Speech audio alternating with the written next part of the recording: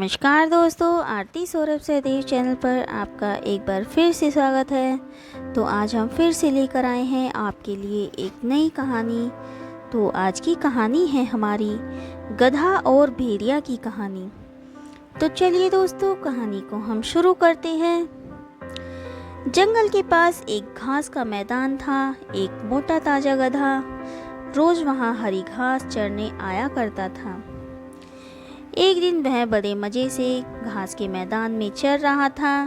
तभी जंगल में एक भेड़िया वहां आ गया। वह शिकार की तलाश में निकला था। उसे बड़े जोरों की भूख लगी थी। गधे को देख वह बड़ा खुश हुआ और सोचने लगा, इस गधे का शिकार कई दिनों के भोजन का बंदोबस्त हो जाएगा। वह अवसर की ताक में एक पेड़ के पीछे छिप गया और गधे पर नज़र रखने लगा। घास चरते गधे ने उसे देख लिया और वह समझ गया कि भेड़िया उसे मारने की फिराक में है। वह यह सोच ही रहा था कि भेड़िया उसकी ओर आने लगा। जान बचाने के लिए गधे ने एक युक्ति लगाई और वह लंगड़ाकर चलने लगा। उसे यूं लंगड़ाकर चलते देख भेड़िए ने पूछा, क्यों, क्या बात है? तुम यूं लंगड़ाकर क्यों चल रहे हो? क्या बताऊं भेड़िया भाई, मेरे पैर में कांटा चुभ गया है, बड़ा दर्द हो रहा है, इसलिए यूं लंगड़ाकर चल रहा हूँ। क्या तुम ये कांटा निकाल दोगे?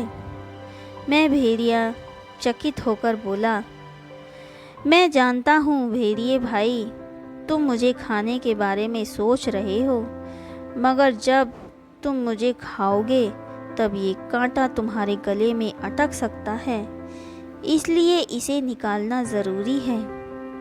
भेड़िया ने सोचा, गधा सही कह रहा है, खाते समय मैं बेकार की मुसीबत क्यों मोल लूँ। इसका कांटा निकाल ही देता हूँ, फिर इसे मारकर मज़े से खाऊंगा।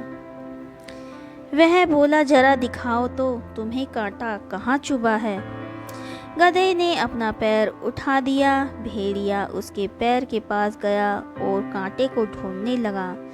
जब गधे ने देखा कि भेड़िए का ध्यान पूरी तरह उसके पैर पर है, तो एक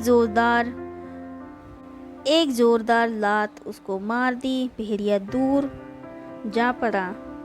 उसका सिर चकरा गया। उसे दिन में तारे नजर आ गए। जब वह संभला और उठा तो देखा कि गधा उसकी पहुंच से बहुत दूर भाग चुका है। इस तरह अपनी सूझबूझ से गधे ने अपनी जान बचाई। भेड़िया सोचने लगा, जो काम मेरा नहीं बल्कि वैद्य का था, अर्थात कांटे निकालने का काम उसे करने के चक्कर में मैंने लात भी खाई और अपने शिकार से हाथ भी धो बैठा। आइंदा मैं उस काम में कभी हाथ नहीं डालूंगा जो मुझे नहीं आता। तो दोस्तों, इस कहानी से हमें यह शिक्षा मिलती है कि विपत्ति के समय जानबूझ से काम लें। जो काम नहीं आता है उसमें ज़बरदस्ती दखल ना दें, अन्यथा लेने के देने पड़ जाएंगे।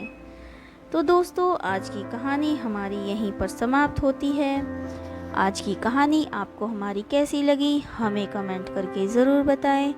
अगर आपको हमारी कहानी पसंद आई हो तो उसे ज़्यादा से ज़्यादा लाइक और शेयर करें और हमारे चैनल को सब्सक्राइब करना ना भूलें। धन्यवाद।